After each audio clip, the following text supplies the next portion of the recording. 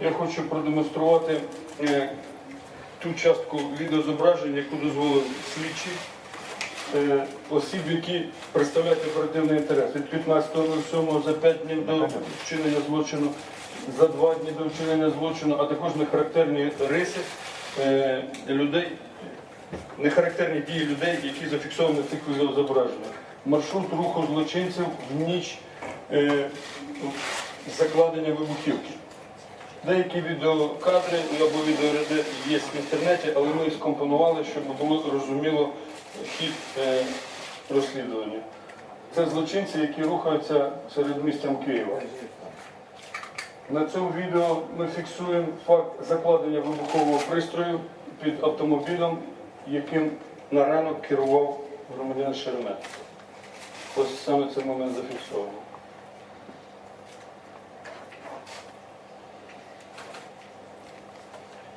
Далі ми покажемо рух злочинців від моменту закладення вибухового пристрою середмістям міста Києва.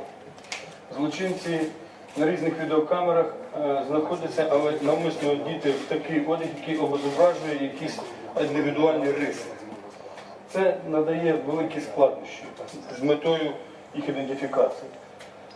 Далі ми показуємо рух особи, яка нажала пристрій дистанційного пульту управління і був вчинений вибух. На відеокамерах, а також кладемо на карту середмістя Києва. 6:58 ми фіксуємо підозрілу для нас людину. Повторюсь, на різних відеокамерах, яка зупиняється і знаходиться в епіцентрі дистанційного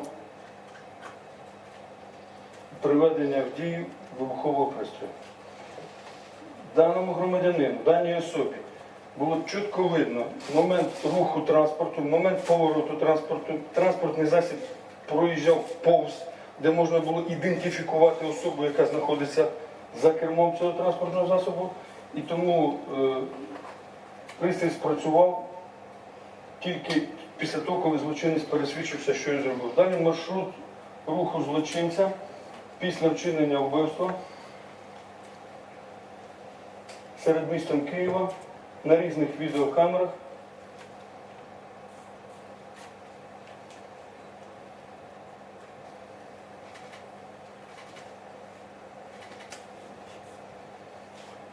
Даний злочинець зникає з камер відеоспостереження, а також, якщо коротко, в метрополітені.